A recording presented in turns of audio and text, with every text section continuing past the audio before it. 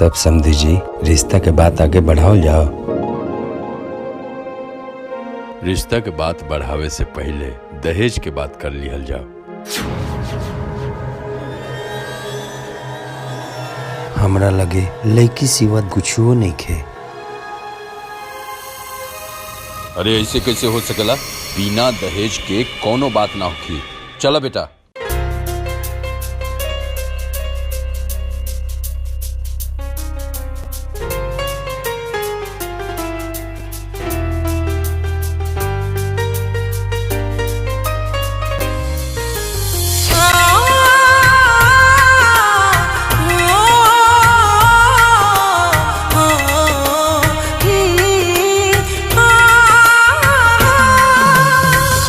किस्मत में हमानी के प्यार ना रहे, विधनों के शायद स्वीकार ना रहे।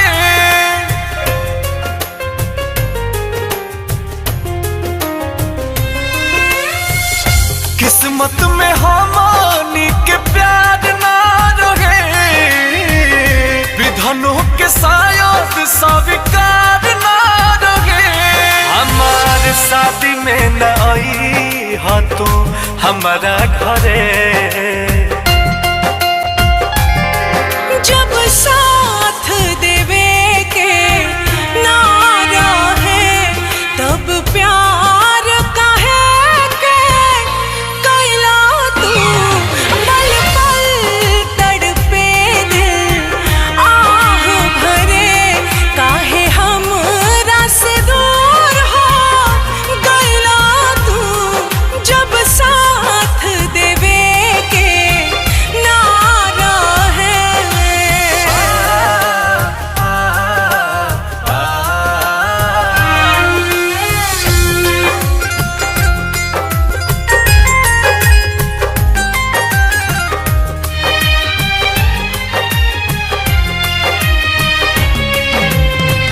होके तोहर भइली ना प्यार राजो कम बा, एही बात के सोना दिलवा में गम बा। ए जानू गइनी मिलल के हो प्यारी की रहे, मतलब के खाली हमसे यारी। आजो तोहरा के छोड़ के दिल ना करे,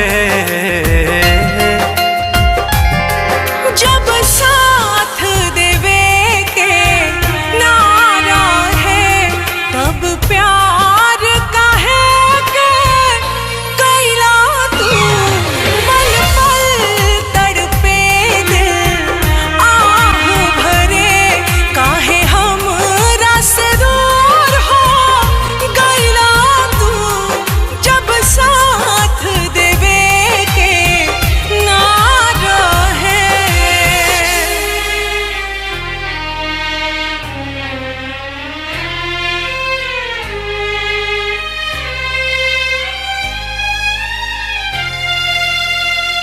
दुनिया लुटल और फुटल बा नसीब हो, ना तके हो तोहरा से रहे ना करीब हो। कलेजा बतिया तोहार गोली दागे, ए राजा अंकुश न माना बापा लागे। बड़ी होला अफसोस बोस जिए की मरे,